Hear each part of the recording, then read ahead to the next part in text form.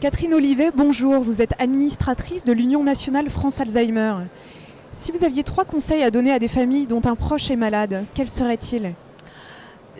Bonjour, et je pense que j'aurais d'abord envie de dire aux personnes qui s'inquiètent, parce que c'est une maladie qui fait peur, qui est maintenant très connue, et beaucoup de personnes s'inquiètent, parce qu'elles ressentent des troubles de la mémoire. Et bien c'est de ne pas rester avec cette vague idée, j'ai des troubles de la mémoire, mais de consulter.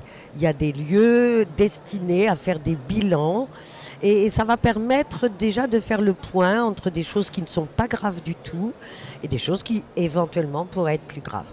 Puis le deuxième conseil, ça serait de dire si vous êtes vraiment impliqué dans l'aide d'un proche atteint d'une telle maladie, c'est surtout de ne pas rester seul. Et pour ne pas rester seul, il y a 2 actions possibles, aussi essentielles l'une que l'autre. C'est d'abord de rejoindre une association de familles de malades de proximité dans votre département, dans votre ville, de façon à pouvoir échanger, recevoir des conseils, des informations, une écoute. Nous sommes dans nos associations départementales des pairs, PAIRS, c'est-à-dire que nous, bénévoles, avons tous connu la maladie.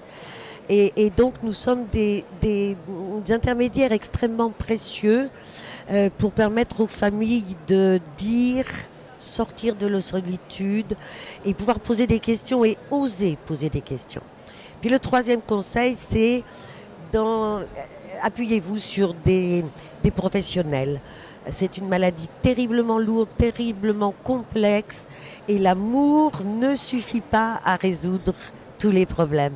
Donc il faut se mettre en lien avec des professionnels du soin, des professionnels de l'aide à domicile qui vont pouvoir être avec vous dans ce chemin qui dure quand même de nombreuses années.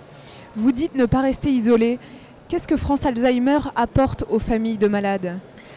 Alors je pense que France Alzheimer, en tout premier, c'est ce que je vous ai dit. Ce sont des groupes de pairs, ce sont des rencontres avec des bénévoles qui sont formés, qui sont compétents, mais surtout qui ont la particularité d'avoir vécu cette maladie chez un père, une mère, un mari ou une épouse.